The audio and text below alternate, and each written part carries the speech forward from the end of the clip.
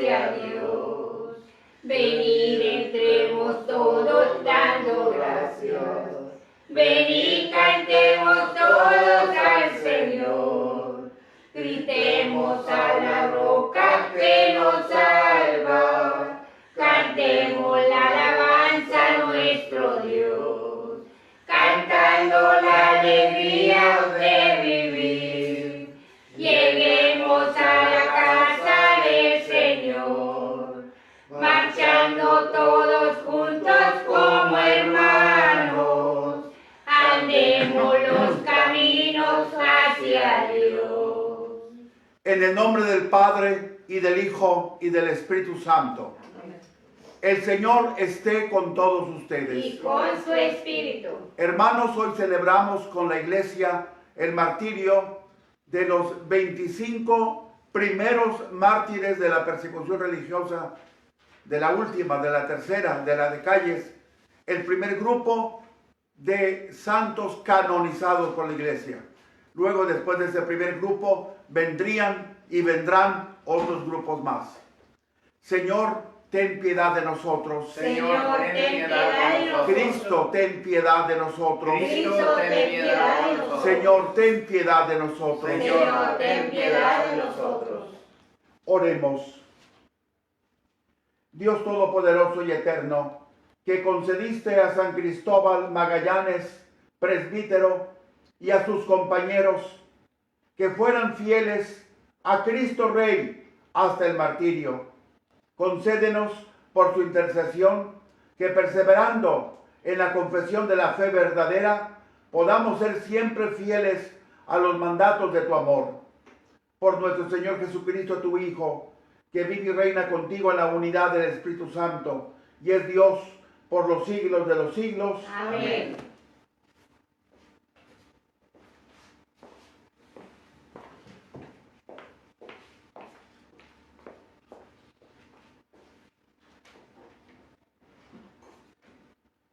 La primera lectura es del libro de los Hechos de los Apóstoles, capítulo 18, versículos del 1 al 8.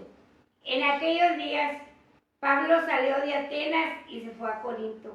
Allí encontró a un judío llamado Aquila, natural del Ponto, que acababa de llegar de Italia con su mujer Priscila. En acatamiento a las órdenes de Claudio, que expulsó de Roma a todos los judíos, Pablo se acercó a ellos y, como era del mismo oficio, se quedó a vivir y a trabajar con ellos. Su oficio era fabricar tiendas de campaña. Cada sábado Pablo discutía en la sinagoga y trataba de convencer a judíos y griegos. Cuando Silas y Timoteo llegaron de Macedonia, Pablo se dedicó por completo a la predicación y afirmó delante de los judíos que Jesús era el Mesías. Como esto lo contradecían y lo insultaban, se rasgó las vestiduras y dijo: que la sangre de ustedes caiga sobre su propia cabeza. Yo soy inocente. De ahora en adelante iré a hablar a los paganos. Salió de ahí y entró en la casa de Tito Justo, que adoraba a Dios y cuya casa estaba al lado de la sinagoga. Crispo, el jefe de la sinagoga, creyó en el Señor, junto con toda su familia, y asimismo, al oír a Pablo, muchos de los corintios creyeron y recibieron el bautismo. Palabra de Dios. Te alabamos, Te alabamos, Señor. El Señor nos ha demostrado su amor y su lealtad. Aleluya. El Señor nos ha demostrado su amor y su lealtad. Aleluya. Cantemos al Señor un canto nuevo, pues ha hecho maravillas. Su diestra y su santo brazo le han dado la victoria. El Señor nos ha demostrado su amor y su lealtad. Aleluya. El Señor nos ha dado a conocer su victoria y ha revelado a las naciones su justicia. Una vez más ha demostrado Dios su amor y su lealtad hacia Israel. El Señor nos ha demostrado su amor y su lealtad. Aleluya. La tierra entera ha contemplado la victoria de nuestro Dios. Que todos los pueblos y naciones aclamen con júbilo al Señor. El Señor nos ha demostrado su amor y su lealtad. Aleluya. Aleluya, aleluya, aleluya, aleluya, aleluya. No los dejaré desamparados, dice el Señor. Me voy, pero volveré a ustedes y entonces se alegrará su corazón. Aleluya, aleluya, aleluya, aleluya. El Señor esté con ustedes. Y con su espíritu. Lectura del Santo Evangelio según San Juan. Gloria a ti, Señor. Capítulo 16, versículos del 16 al 20. En aquel tiempo Jesús dijo a sus discípulos: dentro de poco tiempo ya no me verán, y dentro de otro poco me volverán a ver. Algunos de sus discípulos se preguntaban unos a otros: ¿qué querrá decir con eso de que dentro de poco tiempo ya no me verán y dentro de otro poco me volverán a ver? Y con eso de que me voy al Padre, y se decían: ¿qué significa ese un poco? No entendemos lo que quiere decir. Jesús comprendió que querían preguntarle algo y les dijo: están confundidos porque les he dicho, dentro de poco tiempo ya no me verán y dentro de otro poco me volverán a ver. Les aseguro que ustedes llorarán y se entristecerán mientras el mundo se alegra. Ustedes estarán tristes, pero su tristeza se transformará en alegría. Palabra del Señor. Gloria a ti, Señor Jesús.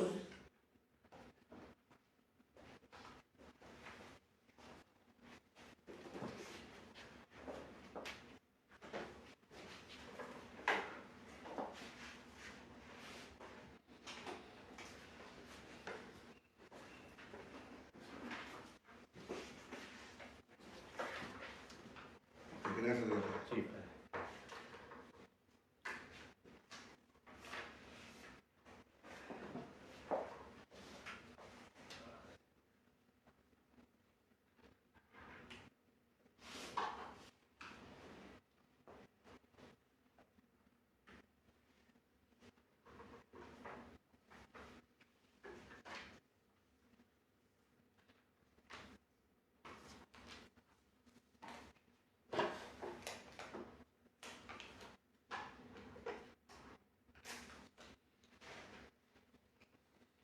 Sigamos rezando por la salud de la mamá de la camarógrafa y secretaria.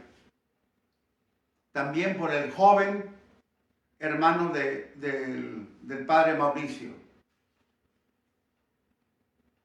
Por supuesto, también rezamos por el matrimonio, la pareja del guitarrista, que nuevamente fueron al examen médico del coronavirus. Todo ha salido bien, pero hay que asegurarse.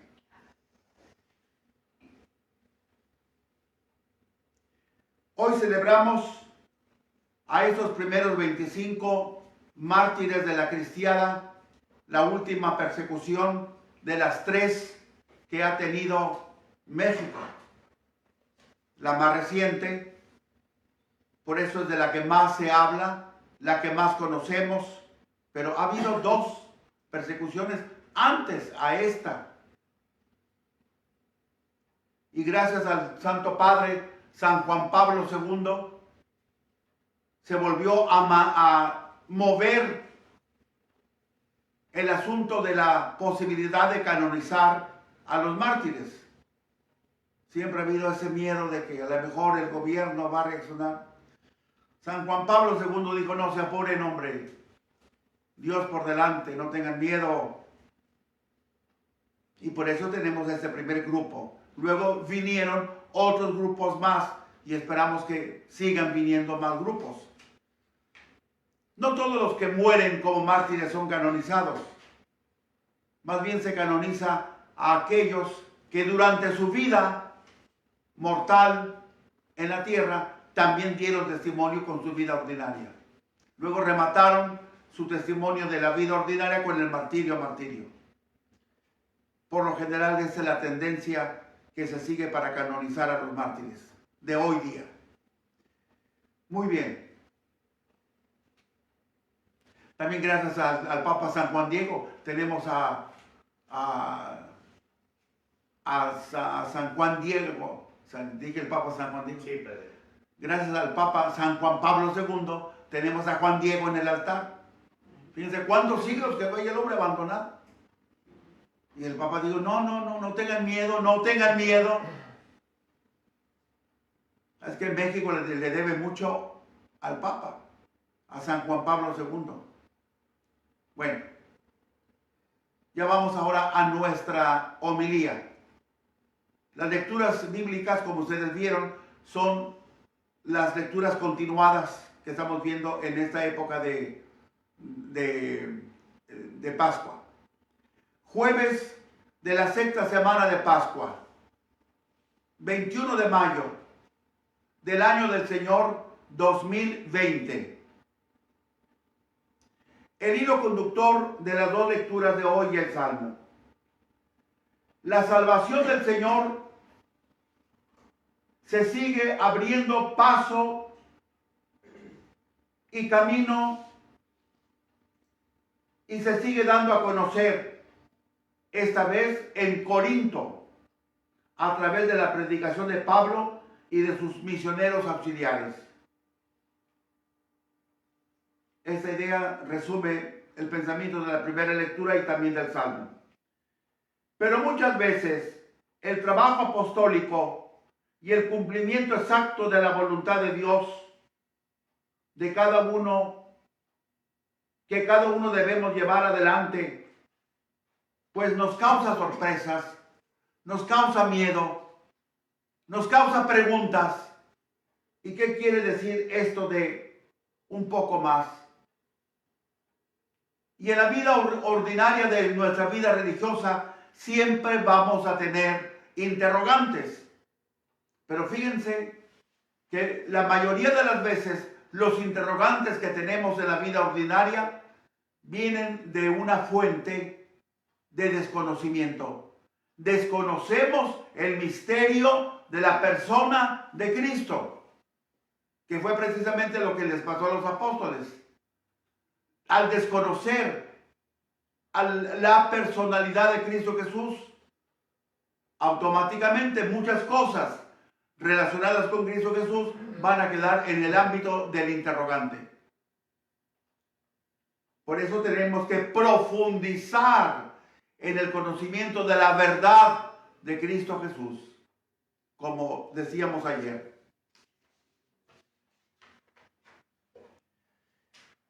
Primera lectura.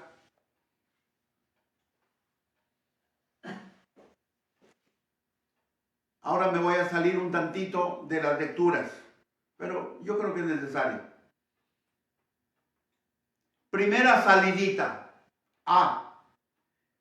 Eslabón con la lectura de ayer en Atenas. Ayer vimos a San Pablo en Atenas. Ahora, la lectura de hoy la vamos a enganchar precisamente con la de ayer. El escenario es Corinto, pero vamos a enganchar con la ciudad de Atenas. Por eso puse eslabón con la lectura de ayer en Atenas. Después del fracaso total y rotundo de Pablo y los suyos en Atenas por haber predicado la resurrección de Cristo Jesús, Hechos 17, 30 al 33, Pablo se marchó de Atenas y llegó a Corinto. Hechos 18, 1. En Atenas se menciona simplemente a dos personas convertidas al cristianismo, Dionisio Areopagita y Damaris, y nada más. La cosa estuvo muy triste. Les dio el coronavirus. Y pensar que para Pablo, la resurrección de Cristo es el punto de toque de todo el cristianismo. Y precisamente en ese punto de toque fue donde Pablo fracasó. ¿Cómo habrá estado el hombre? Dice San Pablo, si no resucitó Cristo, vana es nuestra predicación y vana también vuestra fe. 1 Corintios 15, 14. Si no resucitó Cristo, vana es nuestra predicación y vana también vuestra fe. Allí precisamente es donde fracasa Pablo, en lo que él asegura que es lo más importante en la religión. Pablo, en vez de desanimarse, sacó fuerzas de donde no y siguió adelante en su apostolado a pesar de sus reveses. Ahora Pablo hace lo mismo que un día le aconsejará Pablo, a su discípulo Timoteo, cuando Pablo ya está en la última cárcel a punto de ser decapitado.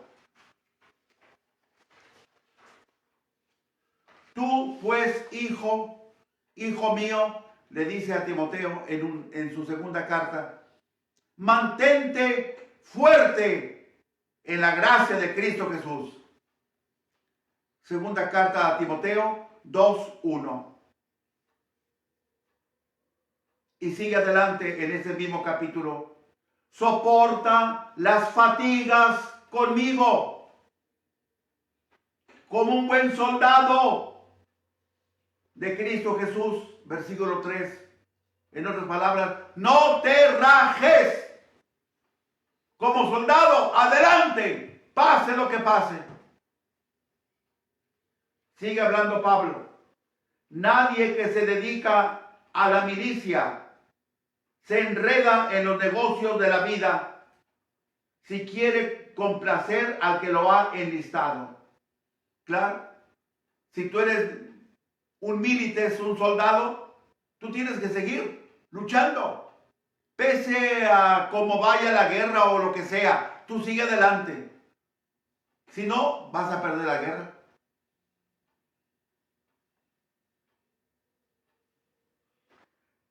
Otro ejemplo que pone Pablo, pero es de la misma carta, segunda a Timoteo. Lo mismo el atleta no recibe la corona si no ha competido según el reglamento. Yo fracasé, bueno, pero tengo que seguir compitiendo. Si no, ¿a dónde van a llegar las cosas? Un fracaso es un fracaso, déjalo atrás. Levántate y sigue luchando. Lo mismo el atleta no recibe la corona si no ha competido según el reglamento. Versículo 5. Un ejemplo que todo el mundo puede entender. ¿Cómo puedes ganar el trofeo si no luchas? Otro ejemplo, en la misma carta. Si el labrador que trabaja es el primero que tiene derecho a percibir los frutos. Claro. ¿Por qué? Porque es el que más trabaja. Bueno, estamos hablando de aquella época. Ponen pues el ejemplo del soldado, el atleta, el labrador. Todo el mundo tiene que luchar. Y si encuentra dificultades, a vencerlas. Así también, Pablo le pone este ejemplo a Timoteo. Pero en realidad, Pablo ya lo había vivido. Ahora lo da como consejo. Ahora está sacando de su propia cosecha San Pablo algo que él ya vivió, que él ya experimentó, que él sabe perfectamente que sí se puede. Y se lo dice a Timoteo. También a ti a medio camino se te va a trancar la carreta. No por eso te quedes con todo y carreta ya a medio camino. A ver cómo sacas a los bueyes y adelante.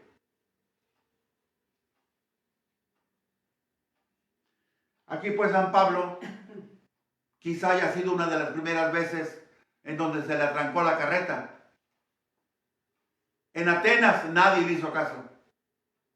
Pero no por eso digo, me regreso a mi casa. Vamos a seguir adelante. Alguien habrá más allá que sí va a hacer caso. En este caso fue Corinto, en donde también en un principio ya le andaba. Por eso, dice San Pablo, todo lo soporto por los elegidos, para que también ellos alcancen la salvación que está en Cristo Jesús en la gloria eterna. Versículo 10. Todavía yo no conozco a cuánta gente voy a tratar de convertir. A cuánta gente tocaré, no sé quiénes son. Serán muchos, serán pocos, quién sabe, pero sigue adelante. Si te quedas allí derrotado, ¿cómo vas a llegar a la conclusión de que tocaste otras almas más? Y por la derrota vas a dejar lo que el Señor te tiene reservado para el futuro. Uno nunca sabe qué tiene Dios para nosotros. Adelante. Por eso San Pablo aguantó todo y siguió adelante. Así debemos hacer todos nosotros, los fieles, los laicos comprometidos, los padres de familia, las monjitas, los seminaristas, hoy jueves sacerdotal, los diáconos, los sacerdotes, etc. Todos tenemos que levantarnos. Todos tenemos que levantarnos. Y a veces no habrá quien nos levante, pero Cristo Jesús nunca falla. Él nos va a levantar. O a lo mejor nos va a dar la impresión que Él quiere que nosotros nos levantemos solos. Pues levántate solo, pero sigue adelante. Nadie sabemos qué hay más allá en el futuro. Y eso fue lo que vivió San Pablo en Corinto, después de la derrota de Atenas. De Atenas no se regresó a su comunidad. De Atenas siguió adelante. Algo me espera adelante. Y por eso de Atenas siguió su camino hacia Corinto. No nos olvidemos, hermanos, que nuestro rosal, comparable con la vida, nuestro rosal tiene más espinas que flores. Quisiéramos ver más rosas que espinas, pero no siempre es así. Pero adelante, aunque sean espinas, adelante, que después de todo viene el cielo.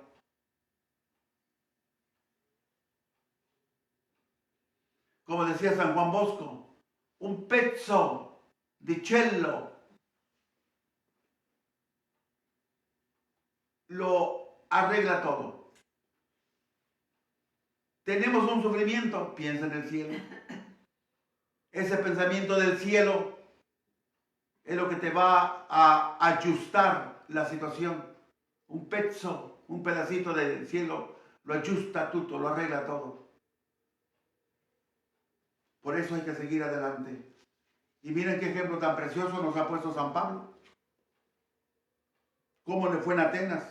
Él que se lució en su sermón, en su discurso, se lució verdaderamente una pieza oratoria número 1, pero no produjo frutos. Produjo burlas, produjo risas, desprecios, y por la resurrección. Cuando para San Pablo la resurrección es el toque máximo de la religión. Si Cristo no resucitó, ¿qué estamos haciendo aquí? Tampoco nosotros vamos a resucitar. Pero no. Bien. Pasamos a otra sección que no va tan directamente con la primera lectura, pero le puse por subtítulo, letra B, el trasfondo histórico de la lectura de hoy. Corinto, la ciudad de Corinto, siempre fue y ha sido una de las ciudades más importantes de lo que hoy es Grecia. Corinto, ciudad griega, desde sus orígenes, es una ciudad marítima, situada en el istmo de Corinto, y fácilmente controlaba las comunicaciones civiles y militares entre el norte y el sur de Grecia, entre el Golfo de Corinto, que está mirando hacia el oeste, y el Golfo Sarónico o de Sincreas, que está acá en el este. Por lo tanto, estaba en mero encima de la brújula de los cuatro vientos. Y por eso en aquel entonces tenía tanto poder, porque controlaba lo militar como controlaba también lo civil. Corinto, con el paso de los años, fue formada por 8 pequeñas ciudades. 8 pequeñas ciudades. Fue destruida parcialmente unos 2 siglos antes de Cristo.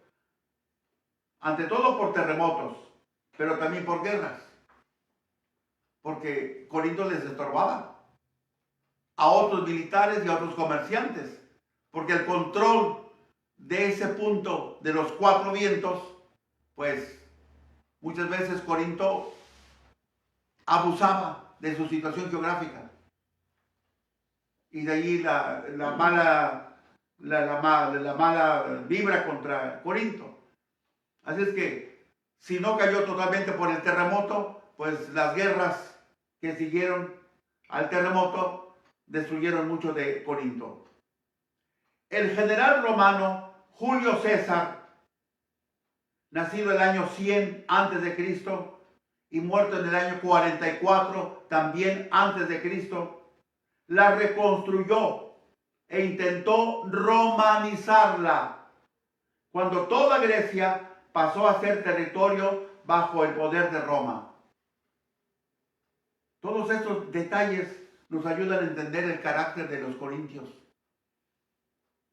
Porque antes fueron una cosa y ahora son otros. Primero fueron griegos y ahora son romanos. Y todo eso pues hace cambiar a la gente. Aunque romanizada, Corinto nunca perdió su sabor griego y su sorprendente comercio. Corinto fue llamada por los romanos la ciudad bimaris, la ciudad de los 2 mares. Porque en el punto geográfico donde estaba precisamente en un cuello de botella, allí, pero estaba mirando hacia el poniente. Y ese cuello de botella es tan angostito, que pegaba sus espaldas, Corinto, con otra ciudad, también puerto, que está mirando hacia el este. Así es que eran 2 ciudades pegadas por la espalda, una mirando hacia allá, poniente, otra mirando hacia el otro lado. Allá un mar, acá otro mar, por eso bimaris. Así le llamaban los romanos. Y en cuanto a puerto, pues el puerto de Corinto era mejor que el otro, el de Sincreas.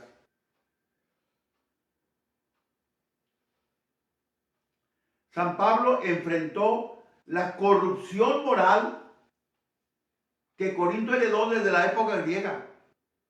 Y después, ahora, la época romana. Y el puerto de mar era tan famoso y tan grandioso y todo, que llegaban naves del mundo entero, y en cada nave pues iba todo, gente buena, gente mala,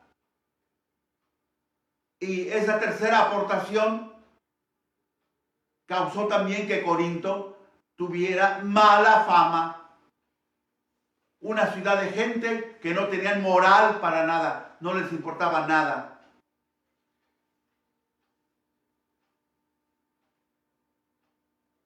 En Corinto fue donde surgió una de las comunidades cristianas más florecientes y la que más disgustos le causó a San Pablo.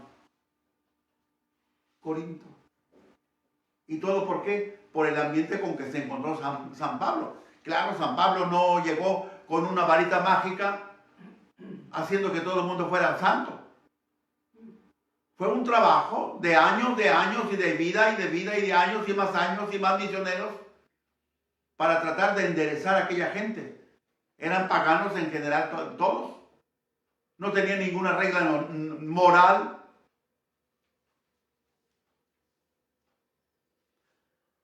Bueno, ahora sí ya pasamos al texto nuestro bíblico litúrgico de hoy.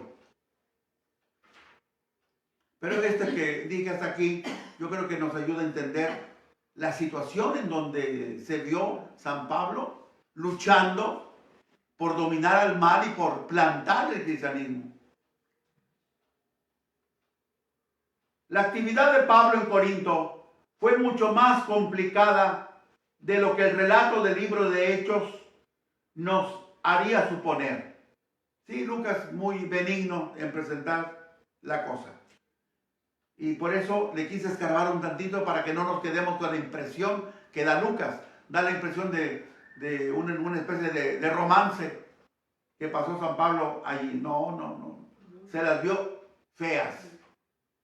Por eso insistí tanto en un principio. No se rajó. Ni en Atenas se rajó, ni en Corinto se rajó. La presentación que nos hace Lucas está excesivamente estilizada y gira en torno al siguiente centro de gravedad. El evangelio fue anunciado primero a los judíos, pero cuando estos lo rechazaron, el evangelio fue predicado a los gentiles, es decir, a los no judíos, entre los que San Pablo tuvo gran éxito, pero después de un tiempo. Los judíos intentaron por todos los medios atraer a su parte al gobernador romano Galión, pero fracasaron en su intento. Galión ni les hizo caso. Era romano, era pagano, y su orgullo de que pues ahora él está gobernando una provincia romana, pero que antes había sido Grecia. No resulta difícil la reconstrucción histórica de los acontecimientos. No resulta difícil, es muy facilito reconstruir todo. Primeros 7 puntos, allá van. Pablo pasa desde Atenas a Corinto. Recuérdense que Atenas era la capital del pensamiento griego. Ahora va a Corinto, el puerto más grande que en ese momento tenía Grecia. Pero ya no era Grecia, ya era una provincia romana. Versículo 1. Allí en Corinto encuentra a un matrimonio, Aquila y Priscila. Versículo 2. Acuérdense que el nombre es Aquila, es el nombre que significa águila. Nadie dice águila. Aquila. La esposa Priscila. Algunas veces encontramos el nombre de Priscila como Prisca. Era el nickname. Prisca. Versículo 2. Este matrimonio anda en Grecia, en Corinto, porque el emperador romano Claudio había expulsado a los judíos de Roma. Claudio reinó del año 41 al 54, por supuesto ya de la época cristiana. Este es el versículo 2, inciso B. Pablo se puso a trabajar con ellos. Fíjense, estos dos señores fueron patronos de San Pablo. Pues tenía San Pablo el mismo oficio, hacer tiendas de campaña. Versículo 3. Hacer tiendas de campaña. San Pablo era de una región, Tarso, en donde había un pastito muy singular. Y pues los animalitos transforman en carnes propias, o en el caso de las ovejas, en lana, la calidad o no calidad de lo que comen. Y en esa región de la población de de San Pablo, Tarso, hay un área bastante buena y grande en donde el pastito se da de una manera singular, muy fino. Por eso las ovejas tienen una lana muy única, algo así como pasa en España. El queso Cabrales, un queso finísimo. Huele a demonio, pero en fin, pero es sabrosísimo.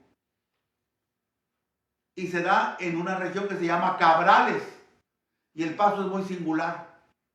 Allí sí, en España es una zona pequeña. Por eso ese queso vale tanto. Entonces, el animalito come de ese pasto.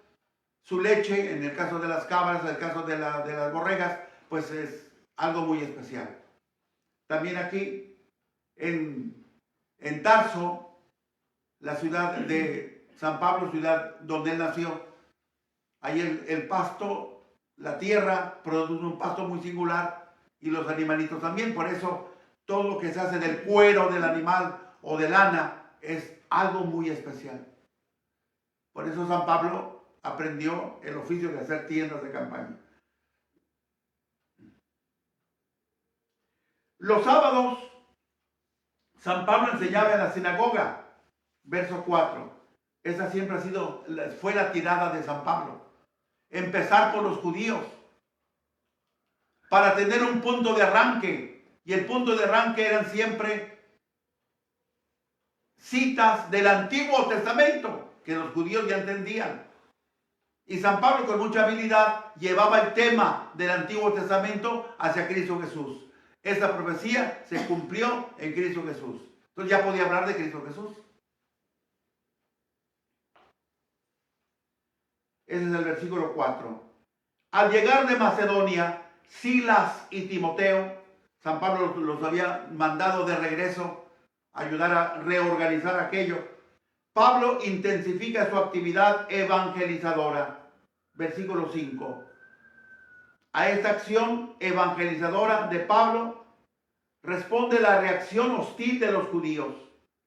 Versículo 6. Al ver tantas conversiones, arrastran a San Pablo ante el tribunal del gobernador romano. ¿Y qué cosa pasa?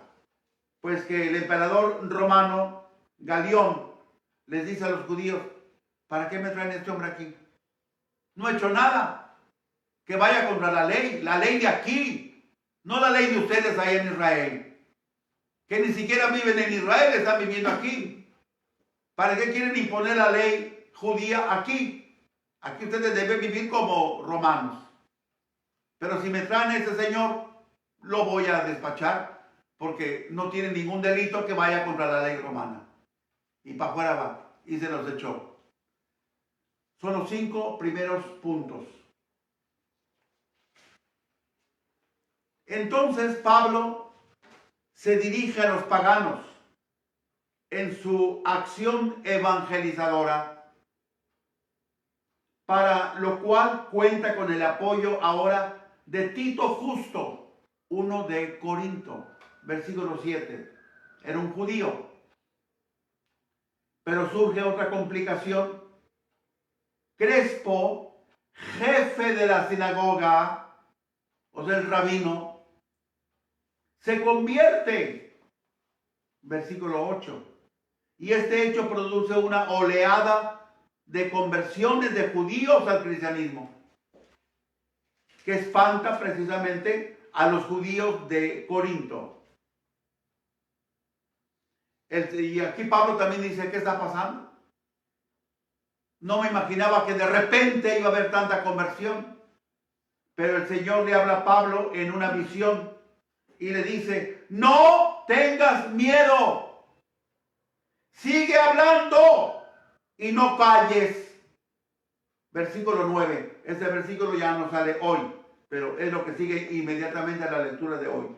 No tengas miedo, sigue hablando y no calles.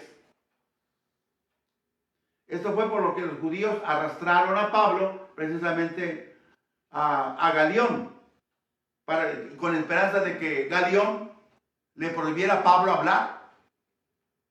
Porque ¿Quién suscitó el problema? Pablo.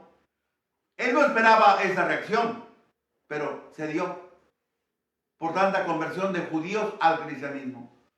Pero Galión no les hizo caso. Eso no es de mi incumbencia. La narración que nos hace Lucas en su libro de los Hechos de los Apóstoles nos ofrece algunos datos que garantizan el contacto y el enraizamiento del movimiento cristiano dentro del marco de la historia universal. No nada más dentro del judaísmo, dentro del marco de la historia universal. 3 puntos. Primer punto.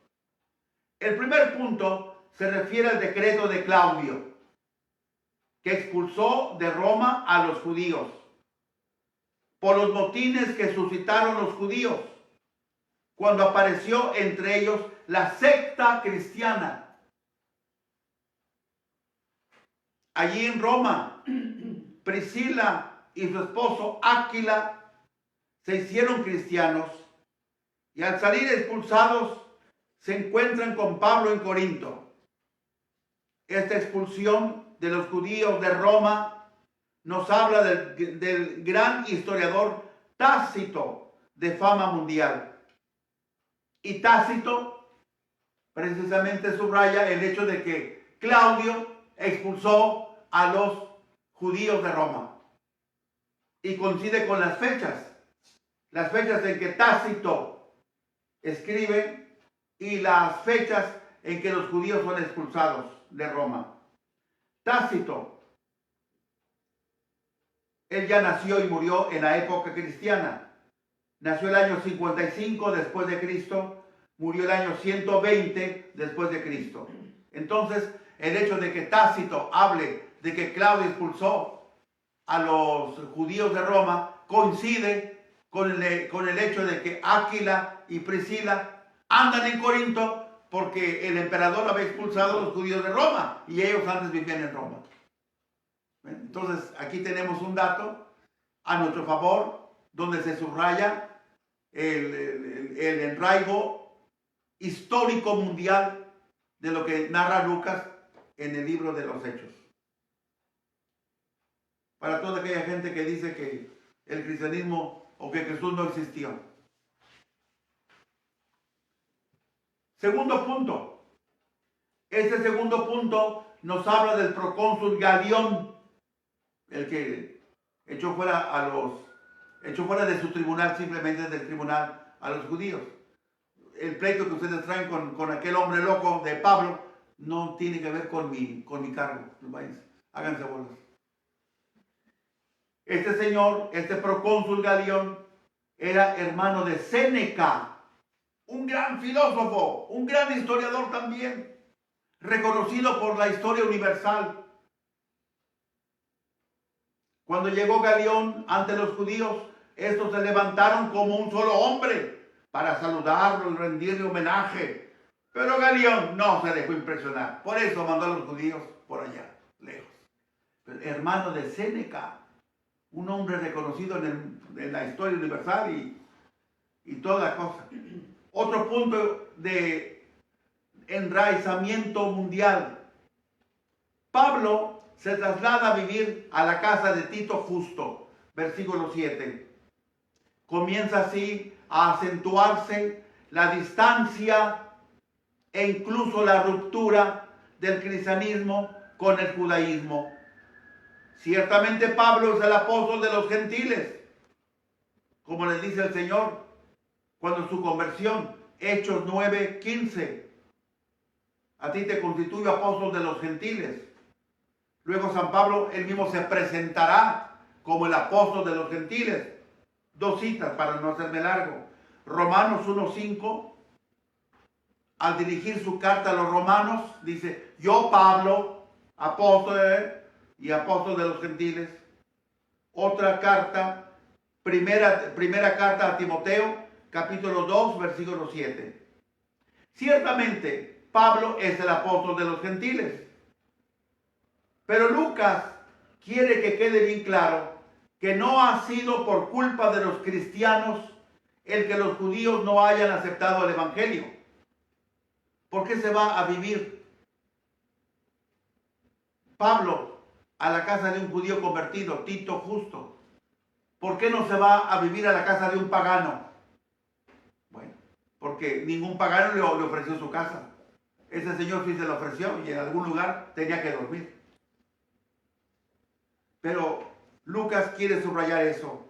Si los judíos no aceptaron la fe cristiana, fue no por culpa de San Pablo. Porque San Pablo siempre a donde llegaba, a los primeros que buscaba eran los judíos. Luego su predicación se iba con los gentiles cuando los judíos ya no querían escuchar a San Pablo. Entonces Lucas quiere dejar esto bien clarito. San Pablo no abandonó a los judíos. San Pablo los siguió y los siguió por primero. San Pablo dejó a los judíos hasta que los judíos lo rechazaron. El mismo Pablo se dirige siempre a los judíos en primer lugar. La ruptura del cristianismo con el judaísmo es discutida en la escena dramática que tiene testigo de excepción al procónsul Galión, del que ya he hablado, que no puede darle la razón a los judíos porque no la tienen y les echa fuera del tribunal. Después de haberles dicho a los judíos, si se tratara de algún crimen o mala acción de Pablo, yo os escucharía, judíos, con calma, como es razón. Pero como se trata solo de discusiones sobre palabras y nombres y cosas de vuestra ley, allá vosotros.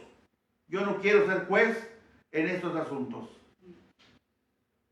Aquí está ya más que claro que un pagano como era Galión dice, oye, los judíos traen un argüende, Pablo trae otro. Y sin embargo, están hablando del mismo Dios.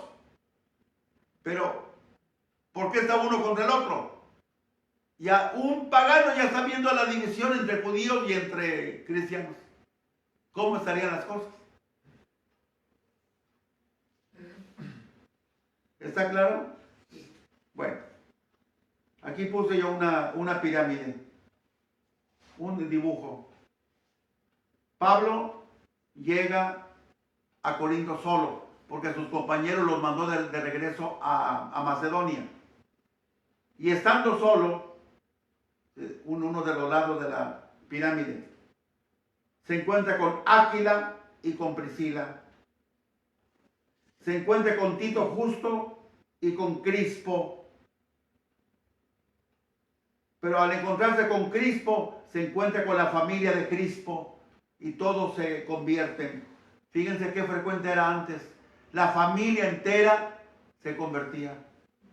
Y hoy día el papá es de una secta, la mamá de otra secta y cada muchacho es de otra secta diferente.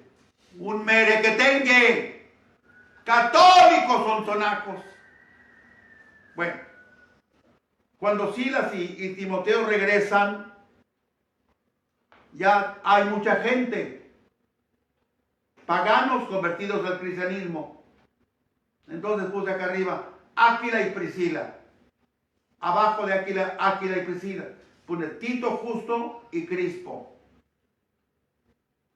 Abajo de Crispo puse y su familia. Y abajo de Tito Justo puse muchos corintios. Y acá en el otro lado de la pirámide puse a Silas y a Timoteo.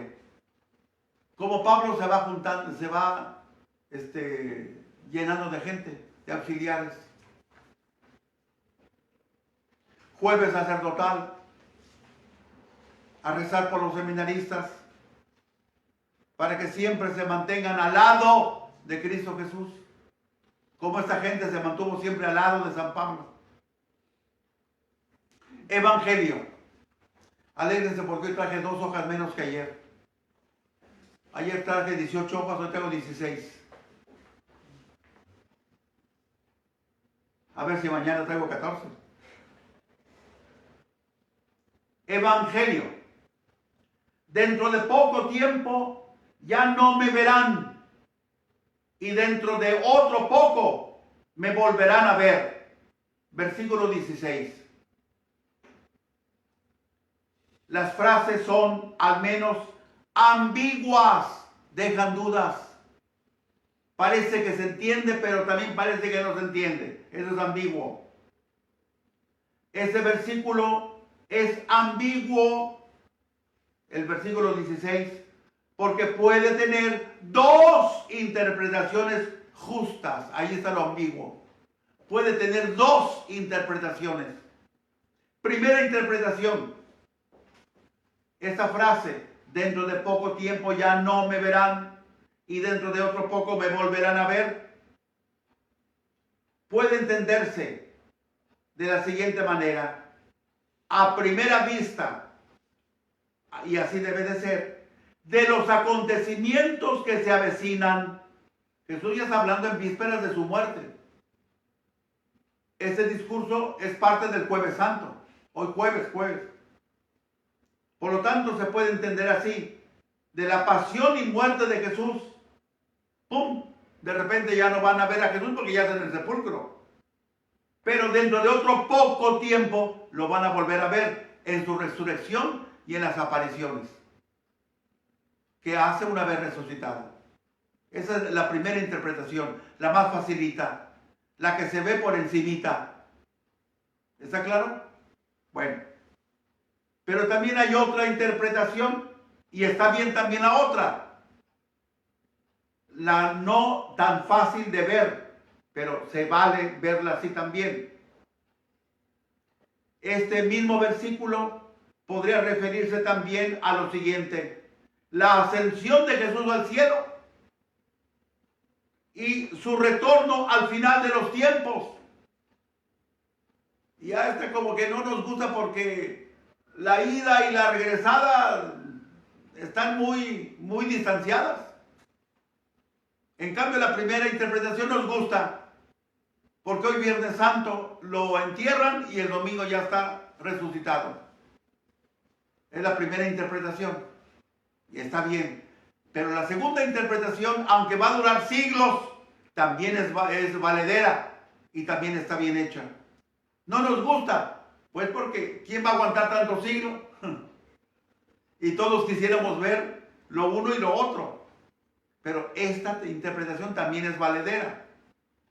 La ascensión de Jesús al cielo, hace 2000 años que ascendió y hasta la fecha no ha regresado.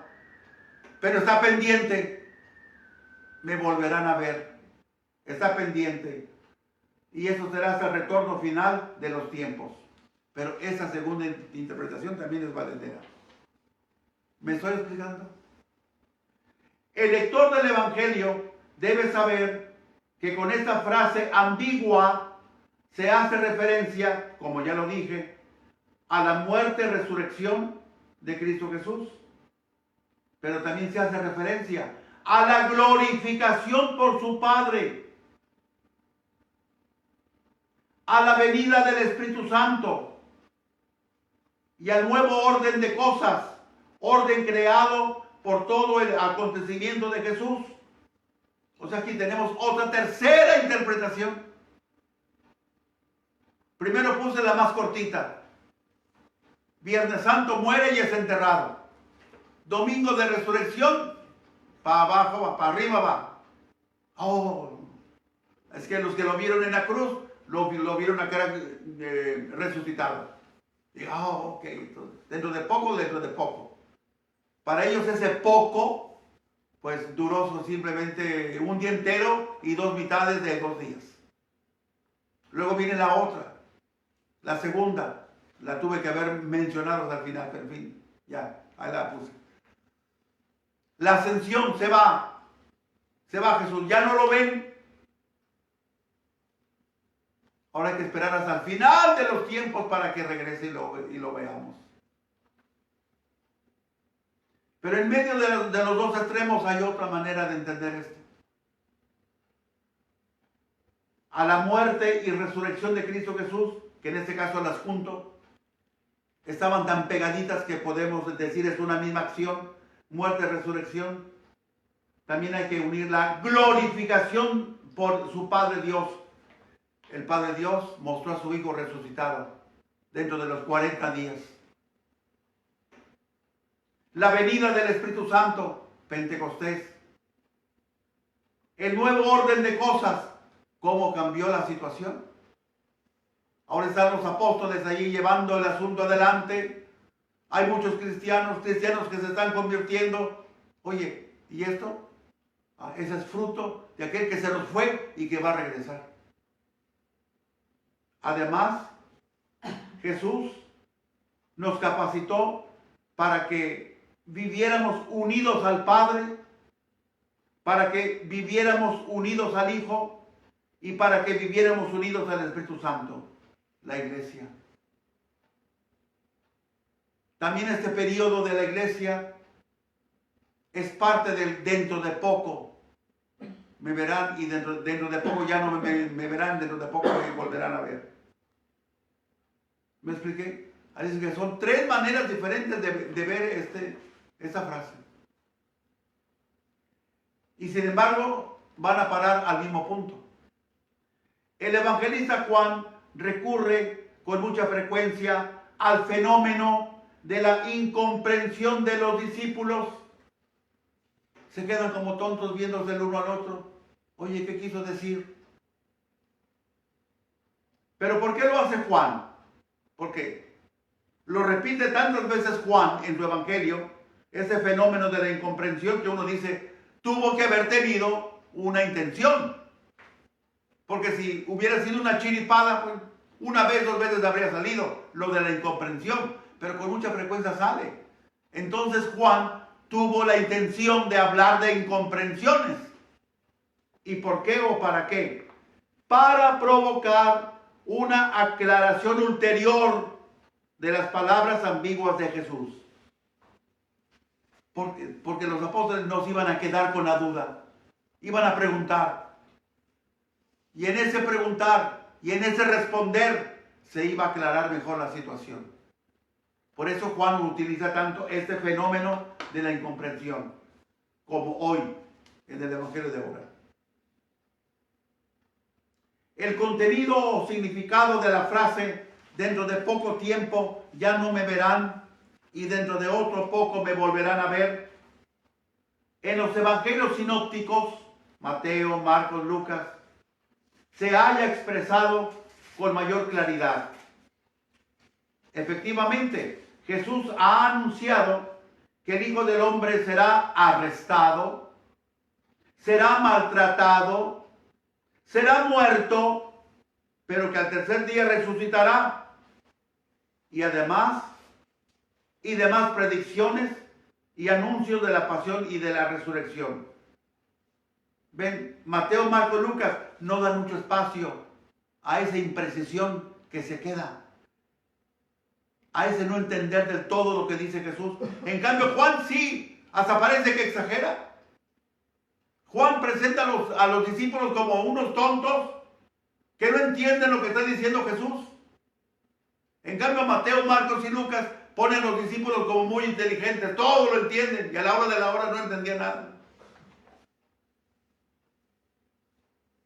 La frase dentro de poco formulaba parte del vocabulario corriente de cualquier maestro judío que estuviera convencido de tener cierta visión del futuro. Fíjense en este detalle. Esta frase no es exclusiva de Jesús. La usaban mucho los maestros judíos, aunque no salga en el Evangelio. Bueno, ok. Pero tenemos muchísimos documentos judíos que no son parte de los evangelios. Y en estos muchos documentos judíos sale esa frase. Dentro de poco, etc. ¿Qué les decían a los maestros judíos esa frase? Todo aquel que creyera en el mundo tiende hacia una consumación. El mundo se va a acabar. Y esta es la fe judía, de la que participaban igualmente los cristianos. Dentro de poco.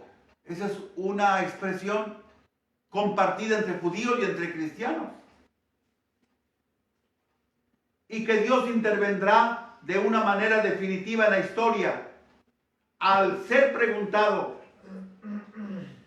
si Dios hubiera sido preguntado por el cuándo, o cuál es el cuándo al que se refiere el dentro de poco, Dios mismo respondería con la frase dentro de poco.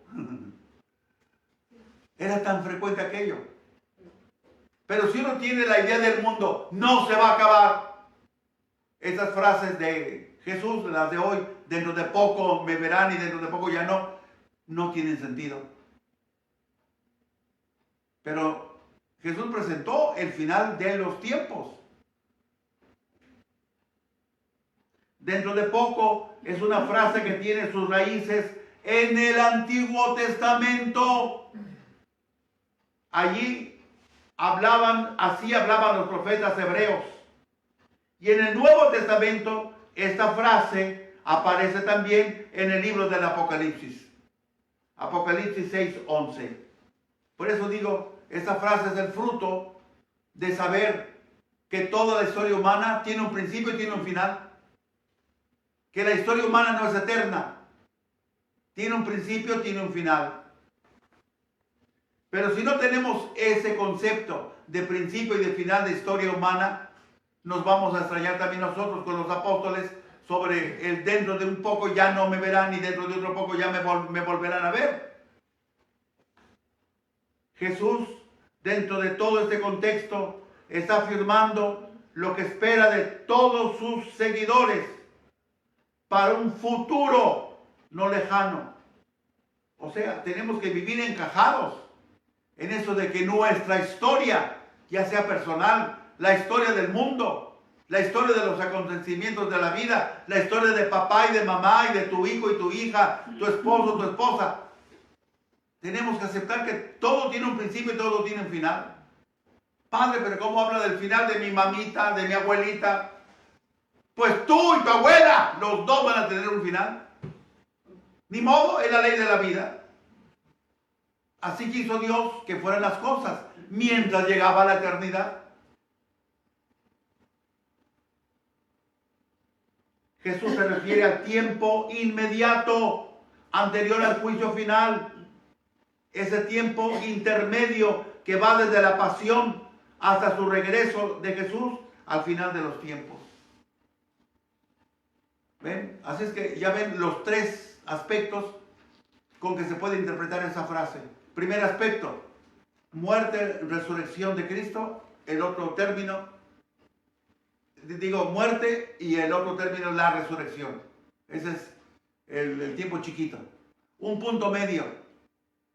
¿Cuál es el punto medio? Pues el punto medio es el de la ascensión hasta el final de los tiempos. Desde la ascensión al final de los tiempos. Y el otro, pues, es la historia entera. La historia entera.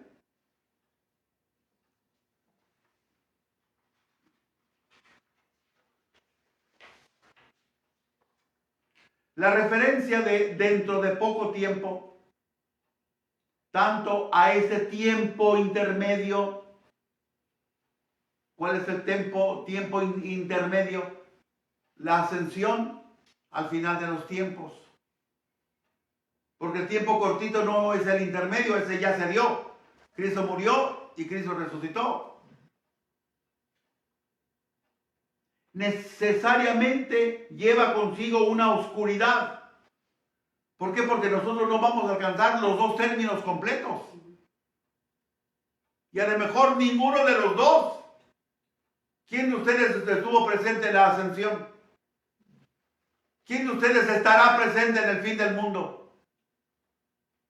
Eso es lo que nos cuesta. Y eso es lo que hace que cause una oscuridad. Los apóstoles estuvieron presentes en la ascensión, pero no están presentes ahora al final de los tiempos. Eso es lo que causa la oscuridad para los oyentes o lectores del Evangelio. Y eso es lo que nos cuesta a nosotros también la oscuridad que a veces encontramos en la misma Biblia. Porque no tenemos presente los dos puntos, el de arranque y el de llegada. Estamos en medio. ¿Quién puede penetrar el futuro? Nadie más que Dios. No obstante, los seguidores íntimos de Jesús se creían en el derecho de saber cómo serían esas cosas. Se creían en el derecho, pero no tenían ningún derecho. De hecho, los discípulos no le preguntan abiertamente sobre el significado de dentro de poco tiempo, etc. Pero afirman, como sorprendidos, su desconcierto. ¿Y qué cosa dicen? No entendemos lo que quiere decir. No entendemos lo que quiere decir, versículo 18. De algo que todo el mundo estaba plenamente convencido, era que ese periodo intermedio estaría caracterizado por violencia, por tribulaciones, tanto internas como externas. Era lo único, pero no tenían el punto de referencia en cuanto a experimentado. Simplemente sabían. Y hasta dónde nuestro pensamiento abarca la realidad o hasta dónde es una sola ilusión. La cosa estaba fea. No entendemos lo que quiere decir. O sea que con mucha razón llegaron a esa conclusión. Versículo 18. Ahora sí, última hoja. No se apuren. Las alegrías de la edad futura estarán precedidas por sufrimientos tremendos sin precedentes. La imagen de los dolores de la mujer al dar a luz está indicada en el Evangelio para describir ese periodo de tribulaciones que se va a dar primero antes del final de los tiempos, que ya es el cielo. Los sufrimientos serán tales que no habrá precedentes y que serán experimentados de forma repentina y breve. Pero en todo eso, unos sufrimientos estarán mitigados, o sea, esos sufrimientos estarán mitigados por la alegría celestial que vendrá después, el cielo. Reflexión. Si el misterio, dentro de poco tiempo, etcétera, hubiera sido comprendido por los discípulos, habría llegado a la conclusión, ellos habían llegado a la conclusión de que vamos, nosotros los discípulos de Jesús, vamos también nosotros al Padre Dios, como Cristo Jesús en su ascensión al cielo. Si hubieran entendido lo que estaba diciendo Jesús, dentro de poco, ¿sí? Pues ahorita me ven resucitado y dentro de poco ya no me van a ver porque me voy en la ascensión. Pero no entendieron nada de las tres posibilidades de interpretar esta frase. No entendieron nada de las tres posibilidades. Por eso la frase de no entendemos. Pero si hubieran entendido que Jesús iba al cielo, ellos habrían dicho, también nosotros vamos a ir al cielo. En todo caso, se afirma que este misterio de incomprensión tiene sus raíces en la incomprensión del misterio de Jesús. Versículos 17 y 18.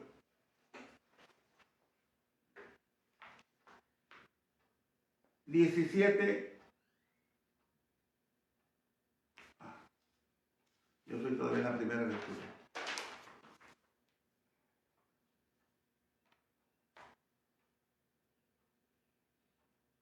Y se decían, ¿qué significa ese un poco?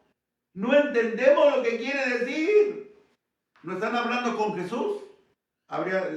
Se habría escrito, no entendemos lo que tú quieres decir, ¿no? No entendemos lo que Él quiere decir. Pero Jesús paró oreja y dijo, ¡eh! Jesús comprendió que querían preguntarle algo y les dijo, están confundidos, porque les he dicho, dentro de poco tiempo ya no me verán y dentro de otro poco me volverán a ver. Les aseguro que ustedes llorarán y se entristecerán, mientras el mundo se alegrará. Ustedes estarán tristes, pero su tristeza se transformará de alegría. Pues sí, un día lo voy a dejar porque regresa al Padre Dios. Pero mi suerte es la de ustedes. También ustedes un día dejarán este mundo para ir al Padre Dios. ¿Ven el problema donde está siempre? No hemos entendido a Jesús. Así es que partiendo de quién envía a Jesús a este mundo, ¿quién lo envía? El Padre Dios. ¿Cuál es la misión de Jesús que tiene que llevar a cabo? La oferta de salvación a todo mundo, porque es lo que Dios quiere. ¿Cuál es el fruto que anuncian los discípulos? Lo que ya Jesús había dicho. Dios quiere que todos los hombres se salven. Pero como los apóstoles no entienden a Jesús por este rumbo, por eso llegaron a decir, no entendemos lo que quiere decir. La claridad de nuestro conocimiento de la religión depende del conocimiento que tenemos de Cristo Jesús. Pero como somos tan tercos, los católicos son sonacos, que todo lo queremos facilito, todo lo queremos por encimita, no queremos profundizar, nunca vamos a entender a Cristo. Y por eso vamos a vivir eternamente en la oscuridad de la religión. Solo entendemos la realidad de la religión a la luz del misterio de Cristo Jesús. Pero si toda la vida nos la vamos a pasar como niñotes, viejotes, con cayotes y con juanetotes torcidos, porque no queremos profundizar en la doctrina y nos queremos quedar como las embarraditas de doctrina que nos dieron para la primera comunión, lo cual era necesario en ese entonces. Entonces toda nuestra religión va a estar en una nebulosa de ¿qué quiso decir con eso?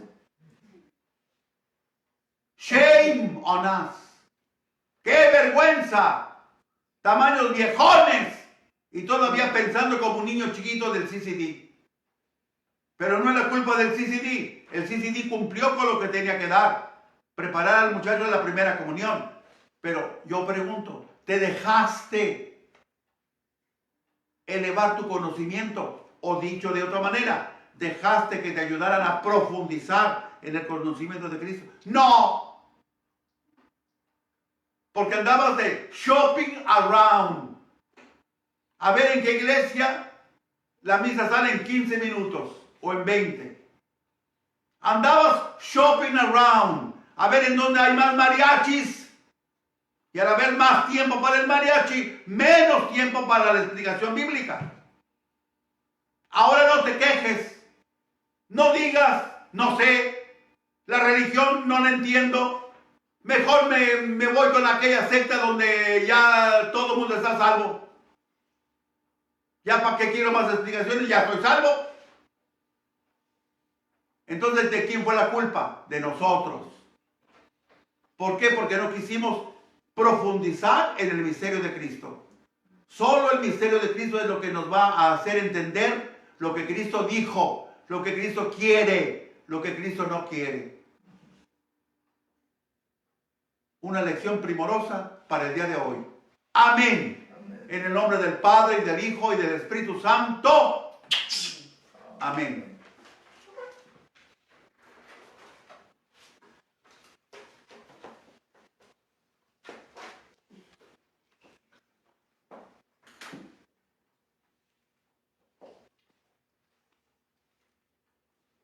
Todo lo que tengo te lo vengo yo a entregar. Este corazón que en mí pusiste para amar. Todo es tuyo, Señor. Sueña en ti mi corazón. Y por eso alegremente en ti yo pongo todo mi amor.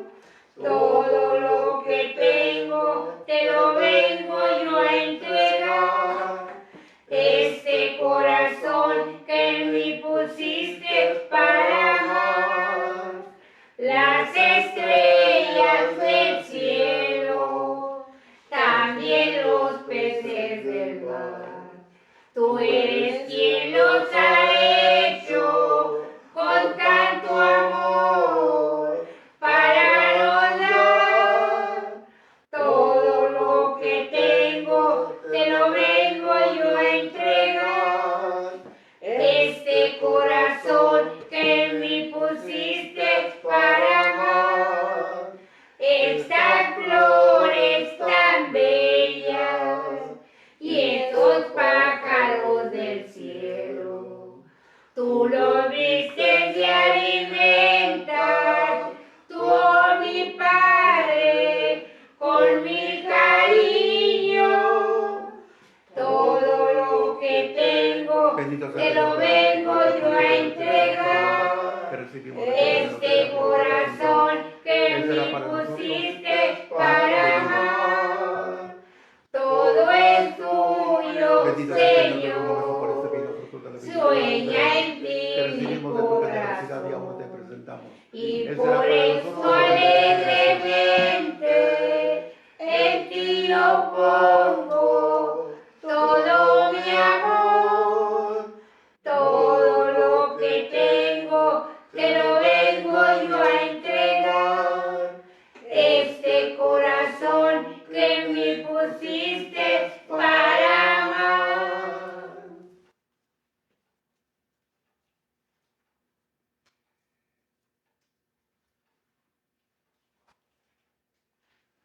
Orad, hermanos, para que este sacrificio mío y vuestro sea agradable a Dios Padre Todopoderoso. Que el Señor reciba de sus manos este sacrificio para alabanza y gloria de su nombre, para nuestro bien y el de toda su santa iglesia.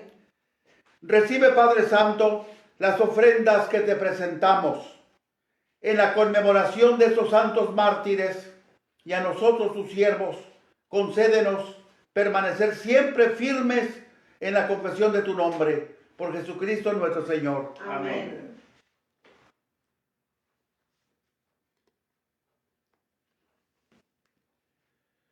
El Señor esté con vosotros. Y con su espíritu. Levantemos el corazón. Lo tenemos levantado hacia el Señor. Demos gracias al Señor nuestro Dios. Es justo y necesario. En verdad es justo y necesario, es nuestro deber y salvación, darte gracias siempre y en todo lugar, Señor Padre Santo, Dios Todopoderoso y Eterno, porque la sangre de tus santos mártires, San Cristóbal, Magallanes y compañeros, derramada como la de Cristo, para proclamar su fidelidad a ti, manifiesta tu admirable poder, que convierte la fragilidad en fortaleza, y al hombre débil robustece para que sea testigo tuyo. Por Cristo Señor nuestro. Por eso, como los ángeles te cantan en el cielo, así nosotros en la tierra te aclamamos diciendo sin cesar: Santo, santo, santo, es el Señor Dios del universo. Llenos están el cielo y la tierra de su gloria. Hosana en el cielo. Bendito el que viene en el nombre del Señor. Hosana en el cielo. Santo eres en verdad, Señor, fuente de toda santidad. Por eso te pedimos que santifiques estos dones con la efusión de tu Espíritu, de manera que se nos conviertan para nosotros en el cuerpo y en la sangre de Jesucristo nuestro Señor, el cual, cuando iba a ser entregado a su pasión voluntariamente aceptada, tomó pan, dándote gracias, lo pasó y lo dio a sus discípulos diciendo: tomen y coman todos de él, porque esto es mi cuerpo que será entregado por ustedes. Señor mío y Dios mío.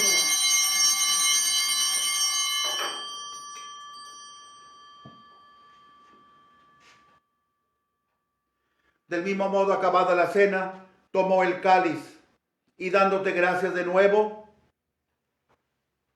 lo pasó a sus discípulos diciendo: tomen y beban todos de él, porque este es el cáliz de mi sangre, sangre de la alianza nueva y eterna, que será derramada por ustedes y por muchos para el perdón de los pecados. Hagan esto en conmemoración mía.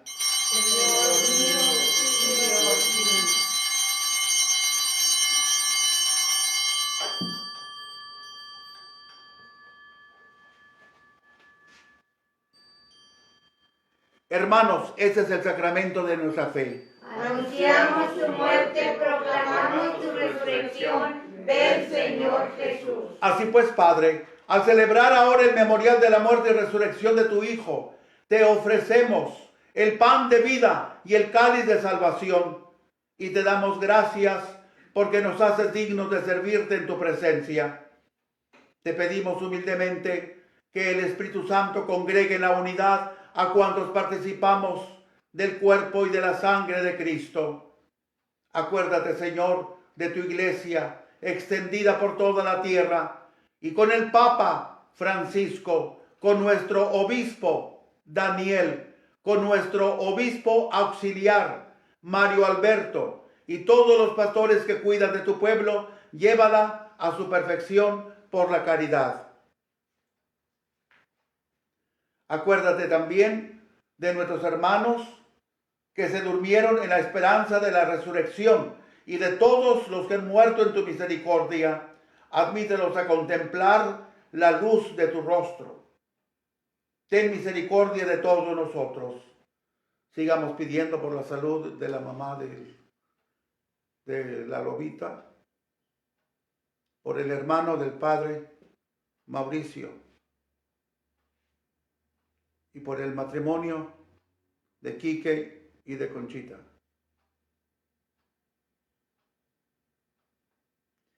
Y así con María, la Virgen, Madre de Dios, su esposo San José, los apóstoles y cuantos vivieron en tu amistad a través de los tiempos, merezcamos por tu Hijo Jesucristo compartir la vida eterna y cantar tus alabanzas.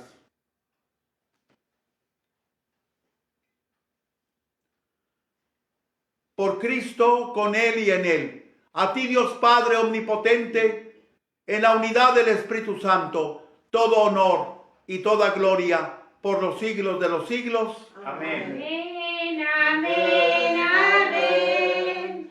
Por los siglos, amén. Amén, amén, amén. Amén.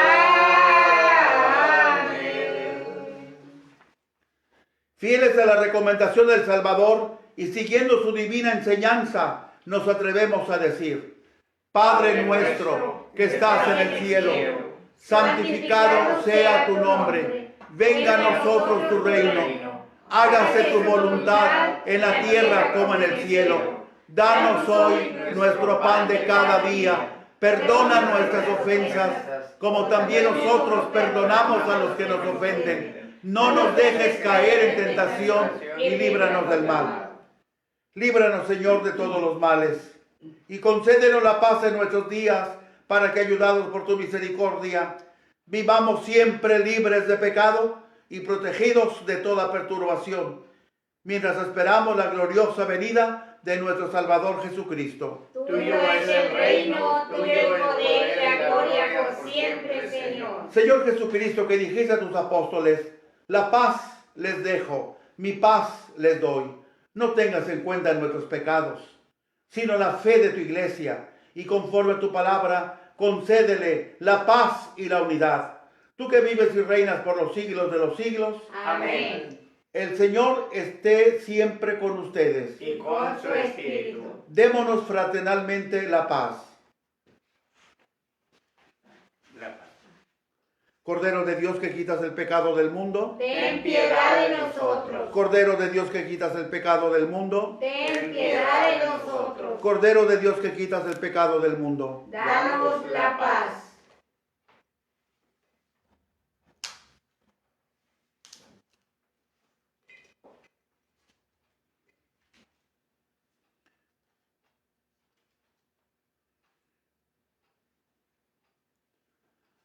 Ese es el Cordero de Dios que quita el pecado del mundo. Dichosos los invitados a la cena del Señor. Señor, yo no soy digno de que vengas a mí, pero una palabra tuya bastará para salvarme.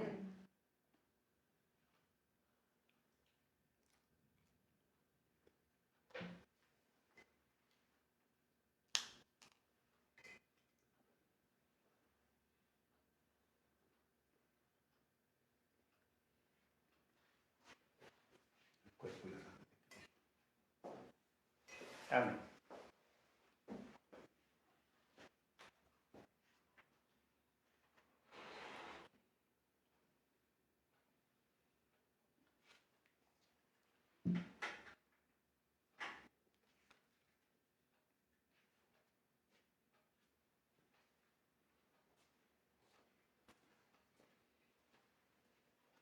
El cuerpo de Cristo, Amén. el cuerpo de Cristo, Amén. el cuerpo de Amén. Cristo, el cuerpo de Cristo.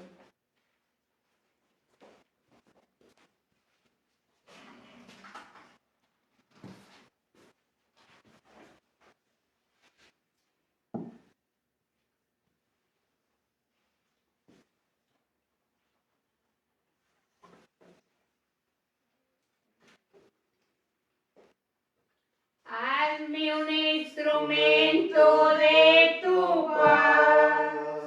Donde haya odio, lleve yo tu amor.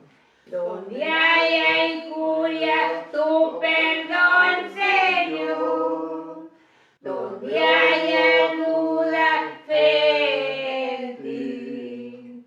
Maestro, ayúdame a nunca buscar el ser consolado, sino consolar. Ser entendido, sino entender. Ser amado, sino yo amar. Hazme un instrumento de tu paz, que lleve tu esperanza por doquier. Donde haya oscuridad, lleve tu luz. Donde haya pena, tu gozo, Señor. Maestro, ayúdame a nunca buscar el ser consolado, sino consolar. Ser entendido, sino entender. Ser amado, sino yo amar. Hazme un instrumento de tu paz.